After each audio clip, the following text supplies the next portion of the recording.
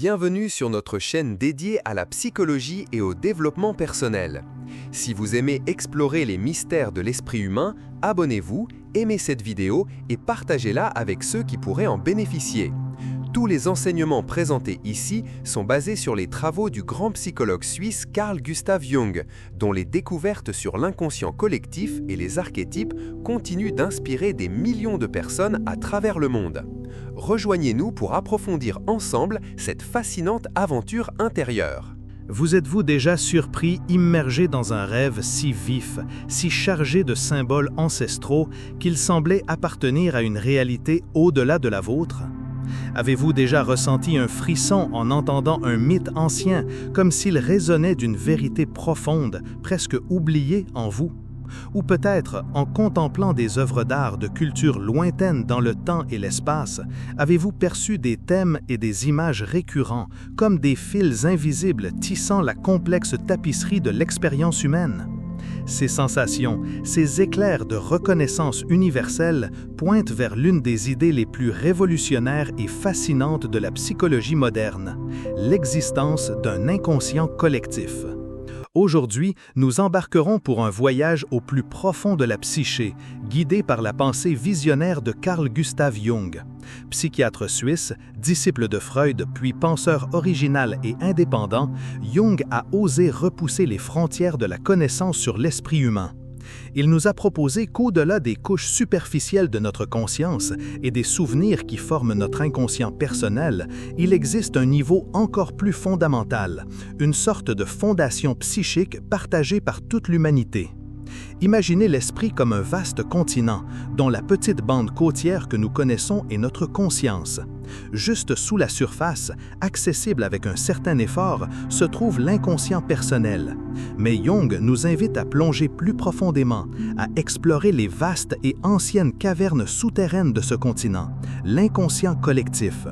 Ce n'est pas un simple concept philosophique abstrait, mais une réalité psychique qui, selon Jung, influence nos pensées, nos émotions, nos comportements et, de manière cruciale, la façon dont nous donnons du sens à nos vies et à nos cultures. Avant de dévoiler les mystères du collectif, il est essentiel de comprendre ce que Jung appelait l'inconscient personnel. Considérez-le comme la cave particulière de votre existence, un répertoire unique et intransmissible de vos expériences. On y trouve non seulement des souvenirs oubliés ou des informations temporairement mises de côté, mais aussi des expériences qui, en raison de leur intensité émotionnelle, de leur douleur ou de leur inadéquation sociale, ont été délibérément repoussées hors de la conscience, c'est-à-dire refoulées. Dans cette cave psychique résident nos complexes, des agrégats de pensées, de sentiments et de souvenirs chargés d'énergie émotionnelle, souvent autour d'un thème archétypique comme le complexe maternel ou paternel. L'inconscient personnel est donc rempli de contenus qui ont déjà été conscients à un moment donné ou qui pourraient facilement le devenir. C'est le registre de notre biographie intime, de nos joies et de nos peines particulières, de nos traumatismes et de nos triomphes. C'est l'héritage de notre parcours individuel dans ce monde. Sigmund Freud a consacré une grande partie de son œuvre à l'exploration de cette couche de la psyché. Cependant, Jung, en analysant les rêves, les fantasmes et les délires de ses patients, ainsi que les mythes et religions de diverses cultures, a perçu la récurrence de thèmes et d'images qui ne pouvaient s'expliquer uniquement par l'expérience personnelle. Il y avait quelque chose de plus, quelque chose qui transcendait l'individu. Et c'est ici que l'exploration jungienne nous mène à un territoire véritablement révolutionnaire. Jung a postulé l'existence d'une seconde couche, plus profonde de l'inconscient, l'inconscient collectif. Contrairement à l'inconscient personnel, celui-ci ne se développe pas individuellement, mais se transmet par héritage. C'est un vaste océan psychique partagé par toute l'humanité, passée, présente et peut-être même future. Il s'agit d'un héritage de potentialité représentative et non de représentation héritée. Imaginez l'esprit comme un vaste continent dont la petite bande côtière que nous connaissons est notre conscience. Juste sous la surface, accessible avec un certain effort, se trouve l'inconscient personnel. Mais Jung nous invite à plonger plus profondément, à explorer les vastes et anciennes cavernes souterraines de ce continent, l'inconscient collectif. Ce n'est pas un simple concept philosophique abstrait, mais une réalité psychique qui, selon Jung, influence nos pensées, nos émotions, nos comportements et, de manière cruciale, la façon dont nous donnons du sens à nos vies et à nos cultures. Avant de dévoiler les mystères du collectif, il est essentiel de comprendre ce que Jung appelait l'inconscient personnel.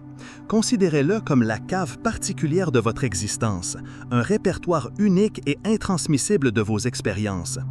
On y trouve non seulement des souvenirs oubliés ou des informations temporairement mises de côté, mais aussi des expériences qui, en raison de leur intensité émotionnelle, de leur douleur ou de leur inadéquation sociale, ont été délibérément repoussées hors de la conscience, c'est-à-dire refoulées. Dans cette cave psychique résident nos complexes, des agrégats de pensées, de sentiments et de souvenirs chargés d'énergie émotionnelle, souvent autour d'un thème archétypique comme le complexe maternel ou paternel. L'inconscient personnel est donc rempli de contenus qui ont Explorer la signification des rêves.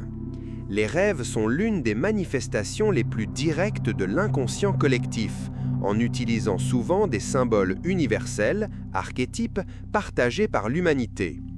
Comment appliquer? Prenez l'habitude de noter vos rêves au réveil, en y prêtant attention aux symboles récurrents, animaux, figures héroïques, éléments naturels. Recherchez la signification archétypale de ces images. Par exemple, le serpent, la mer ou le labyrinthe ont souvent des sens symboliques universels. Utilisez ces découvertes comme base de réflexion sur votre propre cheminement personnel. 2. Approfondir la compréhension des mythes et récits culturels. Les mythes anciens, les contes traditionnels et même les récits populaires actuels sont des expressions vivantes de l'inconscient collectif. Comment appliquer? Relisez des mythes ou des contes en portant attention aux thèmes récurrents, quêtes, épreuves, métamorphoses. Comparez ces récits à vos propres expériences de vie. Quels archétypes ou motifs universels y reconnaissez-vous? Discutez de ces réflexions en groupe, ateliers, clubs de lecture pour enrichir votre compréhension des expériences humaines partagées. 3. Prendre conscience des influences culturelles invisibles. Nos croyances, normes et comportements sont largement influencés par des schémas hérités collectivement. Comment appliquer? Lorsque vous réagissez à une situation, demandez-vous si cette réaction est strictement personnelle ou en partie façonnée par des valeurs collectives transmises par votre culture. Exercez votre esprit critique en identifiant les normes culturelles qui façonnent votre quotidien. Cela aide à distinguer ce qui vous appartient en propre de ce qui est hérité inconsciemment. Engagez des discussions interculturelles pour élargir votre conscience de la diversité des archétypes et structures culturelles. 5. Utilisez l'art comme passerelle vers l'inconscient collectif. L'art, sous toutes ses formes, est un puissant moyen d'entrer en contact avec des images archétypiques qui résonnent en chacun de nous. Comment appliquer? Visitez des musées ou contemplez des œuvres d'art d'époques et de cultures variées, en observant les thèmes et symboles récurrents. Pratiquez vous-même une activité artistique, dessin, écriture, musique, en laissant émerger spontanément des images ou des motifs sans chercher à les contrôler. Analysez ensuite ces productions à la lumière des archétypes jungiens, par exemple les figures du héros, de l'ombre, de l'animus ou de l'anima. 5. Cultivez une attitude d'écoute face aux coïncidences significatives. Jung a développé le concept de synchronicité, des coïncidences porteuses de sens qui révèlent l'interaction entre le psychique et le collectif. Comment appliquer? Restez attentif aux événements qui semblent tomber à point nommé ou qui se répètent de manière troublante. Interrogez-vous sur leur signification possible. Qu'est-ce que l'inconscient collectif essaie de vous montrer à travers ces synchronicités? Tenez un journal de ces coïncidences pour identifier des motifs émergents dans votre vie. C'est, en résumé, plutôt qu'un concept lointain réservé aux spécialistes, l'inconscient collectif peut devenir un outil quotidien de connaissance de soi et du monde. En cultivant la conscience des archétypes, en explorant les récits universels et en prêtant attention aux symboles qui nous entourent, nous développons une compréhension plus profonde de notre propre humanité et celle des autres. Application didactique du concept d'inconscient personnel et collectif dans la vie quotidienne. 1. Reconnaître et explorer son inconscient personnel. L'inconscient personnel est le réservoir de notre propre histoire, incluant souvenirs refoulés, blessures et joies passées. Le connaître, c'est mieux comprendre nos réactions et nos blocages. Comment appliquer? Pratiquez la journalisation introspective. Notez régulièrement vos émotions, vos rêves ou vos souvenirs qui surgissent spontanément. En cas de comportement récurrent ou d'émotions envahissantes, demandez-vous « Quelle expérience passée alimente cette réaction ?» Travaillez avec un professionnel ou dans des groupes de parole pour mieux identifier vos complexes, par exemple, complexe parental. 2. Identifiez les manifestations de l'inconscient collectif dans son environnement. L'inconscient collectif se manifeste à travers des symboles universels présents dans les mythes, les arts, les rituels et même nos propres rêves. Comment appliquer? Lorsqu'un rêve ou une image vous impressionne, recherchez si ce symbole existe dans d'autres cultures ou récits mythiques. En lisant un conte ou en regardant un film, identifiez les archétypes présents, héros, mentors, ombres, etc. Analysez vos propres réactions face à ces récits. Pourquoi suis-je particulièrement touché par cette histoire? Cela peut révéler quels archétypes résonnent fortement en vous. 3. Développez une conscience symbolique au quotidien. Loin d'être réservés aux mythes anciens, les archétypes structurent notre manière de vivre et de comprendre les événements. Comment appliquer? Dans les conflits interpersonnels, essayez de repérer les archétypes en jeu. Suis-je en train d'incarner l'enfant blessé, le parent sévère, le sauveur? Observez les récits médiatiques ou les slogans publicitaires. Quels archétypes exploitent-ils pour séduire ou persuader? Utilisez cette grille de lecture pour développer un regard plus critique et lucide sur le monde qui vous entoure. 4. Créez des ponts entre l'individuel et l'universel. Comprendre que certaines de nos expériences ne sont pas uniquement personnelles, mais universelles, permet d'alléger la culpabilité et de favoriser l'empathie. Comment appliquer? Lorsque vous vivez une épreuve, rappelez-vous que d'autres l'ont vécue sous des formes semblables, perte, quête, transformation. Cela aide à relativiser et à trouver des ressources. Participez à des cercles de partage d'histoires de vie. Ces échanges mettent en lumière les éléments archétypiques qui relient les expériences individuelles. Cultivez l'empathie en reconnaissant que chaque être humain est porteur des mêmes structures psychiques fondamentales. 5. Utilisez les archétypes pour guider son développement personnel. Les archétypes ne sont pas seulement des structures inconscientes, ils peuvent aussi devenir des modèles et des sources d'inspiration pour notre croissance. Comment appliquer? Identifiez les archétypes dominants dans votre vie actuelle. Êtes-vous dans une phase de quête héroïque, de sage ou de guérison? Explorez consciemment d'autres figures archétypiques pour équilibrer votre développement. Par exemple, cultivez l'énergie du créateur à travers des projets artistiques ou celle du guerrier en vous affirmant davantage. Pratiquez la visualisation active, une méthode jungienne qui consiste à dialoguer avec ces figures intérieures pour mieux comprendre leur rôle et leur influence. 6. Apprendre à accueillir la complexité de la psyché. Le modèle jungien invite à reconnaître que notre psyché est composée de multiples couches et dynamiques parfois contradictoires. Comment appliquer? Pratiquez la bienveillance envers vous-même, en comprenant que certaines réactions sont issues de couches inconscientes et qu'elles ne définissent pas entièrement votre être. Acceptez les ambivalences. Vous pouvez ressentir simultanément des désirs contradictoires car ils émanent de différents complexes ou archétypes en interaction. Engagez-vous dans une démarche d'individuation, un processus d'intégration progressive de toutes les parties de vous-même en visant plus d'équilibre et d'harmonie intérieure. C. En résumé, explorer l'inconscient personnel et l'inconscient collectif n'est pas seulement un exercice théorique, mais une voie puissante de développement personnel. En reconnaissant les complexes, en identifiant les archétypes et en cultivant une conscience des dynamiques universelles qui nous traversent, nous pouvons vivre avec plus de profondeur, de compréhension et d'humanité. Application didactique des archétypes et du concept de soi dans la vie quotidienne. 1.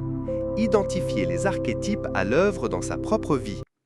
Comprendre que les archétypes ne sont pas des figures concrètes, mais des formes primordiales d'expérience et de comportement, permet d'en repérer les manifestations dans notre quotidien.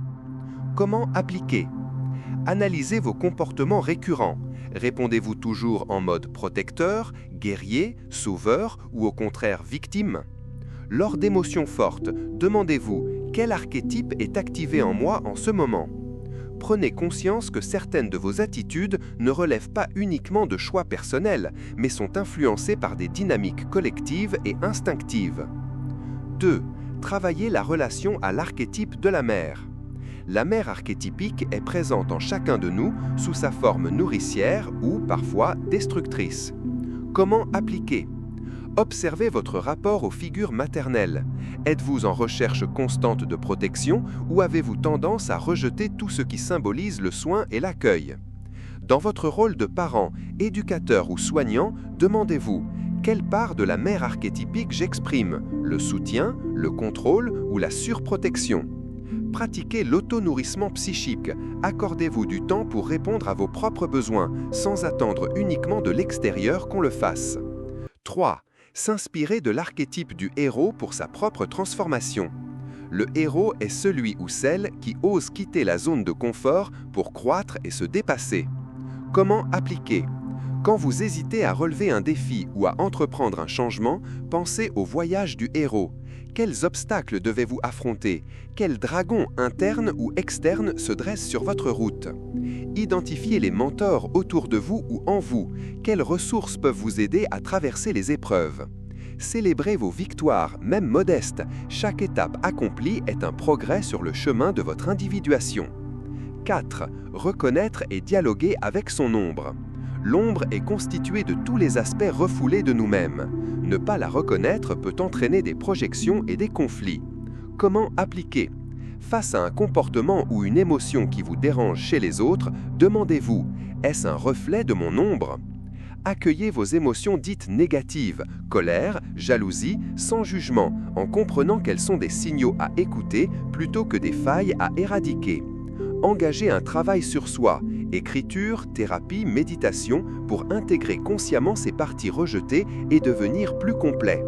5. Explorer et équilibrer les figures de l'anima et de l'animus. Ces archétypes représentent la part féminine et masculine de chaque psyché, au-delà du sexe biologique. Comment appliquer? Identifiez les figures de l'autre sexe qui apparaissent dans vos rêves ou vos fantasmes. Quelles qualités représentent-elles? Cherchez à développer en vous les qualités complémentaires, douceur, intuition et accueil pour l'anima, force, rationalité et affirmation pour l'animus. Dans vos relations amoureuses, soyez conscient des projections. N'attendez pas que l'autre incarne toutes les facettes de votre idéal inconscient. 6. Se relier au soi, cheminer vers l'unité intérieure. Le soi est l'image de la totalité psychique et l'objectif du processus d'individuation. Comment appliquer? Pratiquez des activités symboliques, la création de mandalas, la contemplation de symboles d'unité, arbres, cercles ou la méditation peuvent renforcer votre connexion au soi. Travaillez à intégrer vos différentes facettes, la persona sociale, les complexes personnels, les archétypes majeurs et l'ombre. Acceptez que l'équilibre intérieur soit un processus et non un état figé. Soyez indulgent avec vous-même dans ce cheminement. 7. Développer une conscience des dynamiques archétypiques dans la culture. Les mythes, les contes, les films et les arts sont imprégnés d'archétypes collectifs. Comment appliquer? Analysez les récits qui vous touchent. Qui retrouvez-vous? Héros, sauveurs, mères, ombres, etc. Dans vos choix de lecture ou de film, explorez différentes figures archétypiques pour enrichir votre vision du monde. Développez une lecture symbolique des événements de votre vie. Voyez-les non seulement comme des faits isolés, mais comme des étapes dans une grande narration archétypique. 9. Cultivez l'humilité et la compassion grâce à la compréhension de l'inconscient collectif. Savoir que nous sommes traversés par des structures psychiques universelles réduit l'illusion d'un ego autonome et tout-puissant. Comment appliquer? Lorsque vous jugez autrui, rappelez-vous que chacun est aux prises avec les mêmes forces archétypiques, ombre, héros, mère, etc. Accueillez avec bienveillance vos propres contradictions, elles sont le reflet de cette complexité humaine partagée. Engagez-vous dans des pratiques favorisant la connexion collective, rituels, cercles de parole ou participation à des œuvres d'art collectives. C'est résumé. La connaissance des archétypes et du processus d'individuation permet de transformer notre rapport à nous-mêmes, aux autres et au monde. En intégrant les figures de la mère, du héros, de l'ombre, de l'anima. En découvrant la richesse des archétypes et la profondeur de l'inconscient collectif, nous comprenons que chacun de nous est bien plus qu'un simple individu isolé. Nous sommes les héritiers et les porteurs vivants de formes psychiques ancestrales qui influencent silencieusement nos vies. À présent, je vous invite à oser entamer ce voyage intérieur. Explorez vos propres mythes personnels. Dialoguez avec vos ombres. Réconciliez vos polarités intérieures. Marchez pas à pas vers votre soi, cette totalité en devenir.